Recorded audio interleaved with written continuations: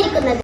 എന്റെ സമയങ്ങളിൽ ഞാൻ കുറെ നന്മകൾ ചെയ്യുവാൻ ഉപയോഗിക്കുന്നുണ്ട്. ഖുർആൻ പാരായണങ്ങളിലൂടെയും ദിക്റുകളിലൂടെയും നിസ്കാരത്തിലൂടെയും. അതുപോലെ അൽഹംദുലില്ലാഹ് ഞാൻ ആദ്യമായി എന്റെ ജീവിതത്തിൽ സ്വതക്ക ചെയ്തു. ഈ ഒരു റമദാൻ ഫസ്റ്റിലൂടെ എനിക്ക് ഒരു ദിവസം ലഭിക്കാൻ പോകുന്നത് 200 പോയിന്റ്സ് ആണ്.